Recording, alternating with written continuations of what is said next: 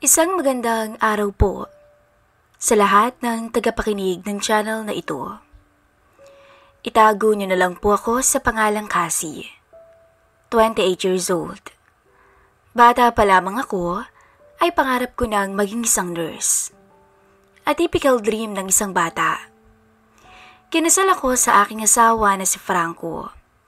Hindi namin tunay na pagkakakilanlan. Wala pa kaming anak dahil bagong kasal lang kami at dahil pandemic noon, nagkalayo kaming dalawa nito nang ma-lockdown to sa Maynila, habang ako naman ay nasa Pangasinan. Maayos ang buhay naming mag-asawa at nang magkaroon ng GCQ, umuwi na rin ang aking mister. Hindi pa rin kami nagkaroon ng baby at hindi ko alam kung bakit. Parehas naman kaming walang problema. Ipinagpasa Diyos na nga lang namin ang lahat-lahat. Nang bumalik siya sa Maynila, bilang isang electrical engineer, naiwan na naman ako sa bahay ng mag-isa. Nasanay na lang ako sa setup na meron kami. Maayos naman ang trabaho ko sa ospital. Hanggang sa dumating ang magkapatid na Johnny at Jenny. Hindi rin nila tunay na pangalan. Naging private nurse ako ni Jenny dahil may leukemia ito sa edad na 15 anyos. Nalulungkot ako para sa bata, pero natutuwa naman ako sa determinasyon nito para mabuhay. Hindi ko akalain sa pagiging private nurse ko sa Dalagita ay mangyayari ang ikinakatakot ko. Nang minsang dumalaw ang kuya ni Jenny sa ospital, ay pinakilala niya ito sa akin. Hindi kasi nila alam na may asawa na akong tao.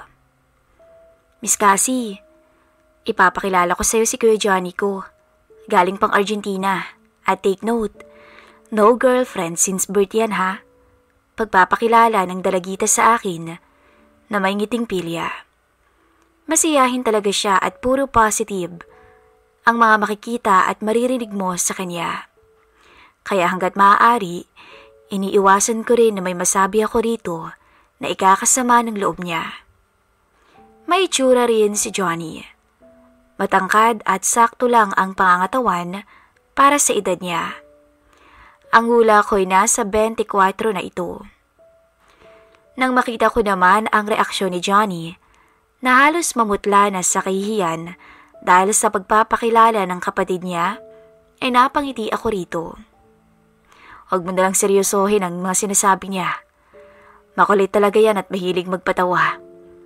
Giit nito, sabay na huli ko ang pagnakaw na tingin nito sa katawan ko.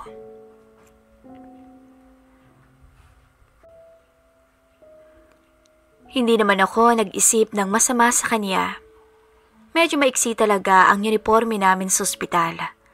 Kaya kahit sinong lalaki siguro, mapapatingin din ang ganun sa akin. Hindi naman din sa pagmamayabang. Sexy pa rin talaga ako. Siguro dahil hindi pa nga ako nagkakaanak. Gayunpaman, natawa na lang ako sa lambingan nila. Nainggit ako kasi solong anak lang ako ng magulang ko. Nakikita ko kung paano alagaan ni Johnny ang kanyang kapatid. To the point na nalaman ko na umuuwi daw talaga ito kapag gusto ng kanyang kapatid. Kagaya na lang ngayon na birthday nito at dito namin sinelebrate ang kaarawan ng Dalagita. Nakilala ko rin ang mga magulang ng dalawa at mababait din ang mga ito. Hindi na rin ako nagtaka kung saan namana o nagmana ang magkapatid. Pagkatapos ng birthday ni Jenny, umalis na rin si Johnny. Hindi ko alam kung bakit pati ako nakaramdam ng lungkot nang makitang umiiyak si Jen. Pinuntahan ko siya o pinatahan ko siya para hindi na siya umiyak. Jen, tahan na. Babalik rin naman ang Kuya Johnny mo eh. Wika ako para kahit papaano, maibsa ng lungkot na kanyang nararamdaman. Bakit hindi mo nalang sinabi sa kanya na dito na lang siya magstay? Sagot nito. Kasi Jen, hindi ko natapos ang sasabihin ko nang muli siyang magsalita. Bakit hindi na lang ikaw ligawan niya, tapos make a family, para hindi na siya umalis pa. It's good idea, no? Sagot nito. Jen, hindi naman ganun kadali ang gusto mo eh. Magkaiba kami ng gusto ng kuya mo. Sagot ko. Hindi ko na lang sinabi na may asawa na ako dahil baka lalong masaktan ang dalagita. Araw-araw nasa ospital ako at palagi kong binabantayan at inaalagaan si Jen. Halos hindi na nga ako makapag-duty ng maayos pero naiintindihan naman ng ospital since private ito at ito ang gusto ng pamilya ng dalagita. Lumipas ang 1 taon. Umuwi ulit si Johnny. Marami pa nga siyang dalang pasalubong at wala akong kamalay-malay na meron rin pala ako. Naya itong iabot sa akin kaya si Jen na lang ang nag-abot. Miss Cassie, maraming pasalubong si kuya for you. Sinabi ko naman sa'yo eh, gusto ka talaga niya. Biro pa nito habang naroon lang si Johnny at nakikinig din sa amin. Inabot ko na lang ang binigay niya sa gulo ng buhok niya. Ganon ko kasi siya lambingin mula noon. Matagal-tagal na rin ang pinagsasamahan namin ng dalagita dahil sa karamdaman niya. Miss Cassie, mamaya agahan mong uwi ha? Uwi ka nito. Bakit naman? Tanong ko dito. Kasi magde-date kayo ni kuya. Buyo niya at natawa na lang ako. Lalo nang mapalingon ako kay Johnny. Natila nag-blush na sa kahihiyan. Kaya pinatigil ko na si Jenny sa kakaasa rito. Kinahaponan, nagulat ako nang lumapit si Johnny sa akin. Paot na ako sa trabaho ko ng mga oras na yun. Pwede ba tayo mag-usap? Wika niya. Ako naman ay pumayag na lang at wala naman akong gagawin. Niyaya niya ako na lumabas. Hindi ako nag-assume na date iyon gaya ng sinasabi ni Jenny. Habang nasa coffee shop kami, kinausap niya ako at nagpasalamat siya sa akin. Simula raw kasi nang maging private nurse ako ng kapatid niya, sumigla ito at sumaya. Bumalik raw ang ngiti nito. Matagal daw nawala ito nang malaman ni Jenny na may sakit siya. Tinapat niya rin ako na natutuwa siya sa akin, pero hindi sa gusto niya ako. Ewan ko ba, bakit parang nasaktan ako sa sinabi niya na dapat hindi ko maramdaman. Tinawanan ko lang siya para hindi naman ako mapahiya. Oo naman, wala yun. I'm happy na nakakatulong ako. Sagot ko. At dahil medyo malalim na ang gabi, nag-aya na akong umuwi. Gusto pa sana niya akong ihatid, kaso hindi ako pumayag. Kinaumagahan wala si Johnny. At hindi na ako nagtanong kay Jen. Pero nakita ko ang kakaibang ngiti nito. Inasar niya ako na nag-date daw kami kagabi ng kapatid niya. Sabay pakita ng picture naming dalawa sa cellphone niya. Natawa na lang talaga ako at napaisip. Siguro nga gusto ng dalagita na magka-girlfriend na ang kuya niya bago pa man siya mawala. Nakita ko kasi ang files niya sa ospital. At nakakalungkot man, pero kailangan na naming tanggapin na ilang buwan na lang ang itatagal ng buhay niya. Araw ng linggo, na dapat uuwi ang aking asawa, ngunit hindi ito nakauwi. Hindi ko alam kung magdududa ba ako o hindi. Hanggang sa isang chat message ang natanggap ko sa dati kong kaklase nung college ako. Kalakip nito ay ang picture ng asawa ko na may kasamang iba at magka-holding hands pa ang mga ito. Hindi ko alam kung ano bang magiging reaksyon ko o mararamdaman. Naguguluhan ako ng araw na yun. Imbis na wala akong trabaho, nagtungo ako sa ospital at doon ko nakita si Johnny. Nagulat pa nga siya kung bakit naroon ako, samantalang wala naman akong pasok sa ospital ng ganung araw. Hindi naman siya nagtanong, kaya wala kaming pinag-usapan maliban kay Jen. Tinapat ko siya at alam na raw niya to, at nagulat na lang ako sa hiniling niya sa akin. Baka pwedeng ligawan kita at magpanggap lang tayong dalawa. Para pasiyahin lang ang kapatid ko.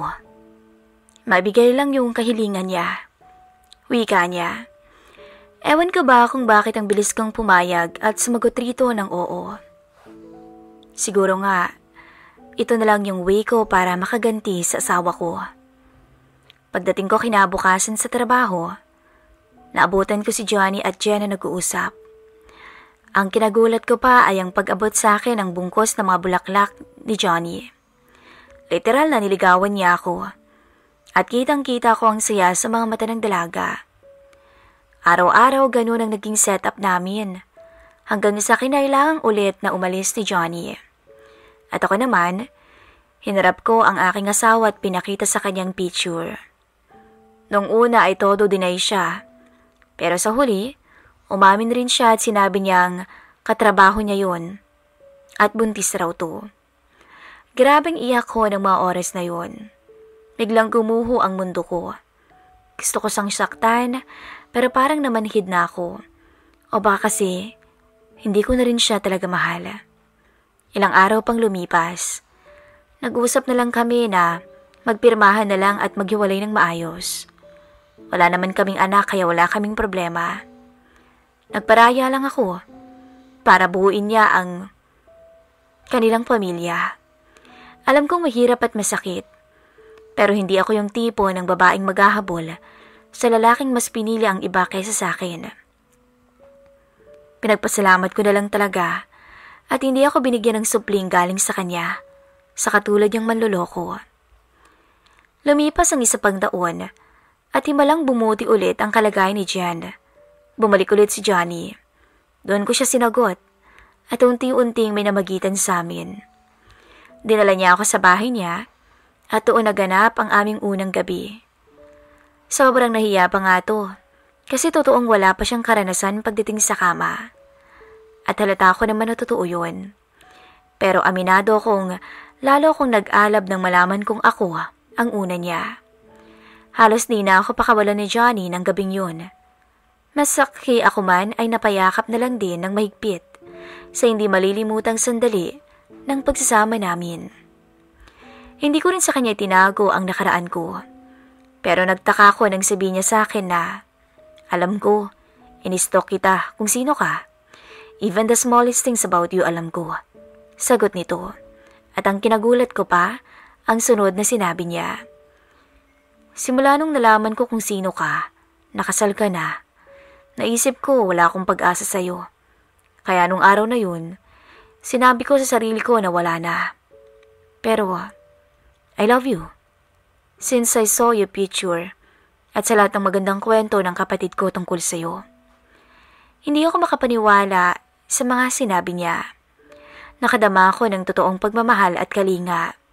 At dahil doon, nahalikan ko siya sa sobrang saya ko at muling may naganap sa aming dalawa. Makalipas ang 3 taon nang muling umalis si Johnny at iniwan ako. Inayos ko na rin ng formal ang hiwalayan namin ng aking asawa. At dahil sa pera at koneksyon ng pamilya ni Johnny, bago siya umuwi ay napawalang bisa ang kasal namin ng dati kong asawa. Sa inabahaba rin ang mga nangyari sa amin, sa simbahan rin ang aming tuloy at natupad ang pangarap ni Jen na magka-love life ang kuya Johnny niya. Isa siya sa naging bridesmaid ko ng araw na yon. Hindi ko alam kung anong klaseng tadhana to, pero isa lang ang masasabi ko.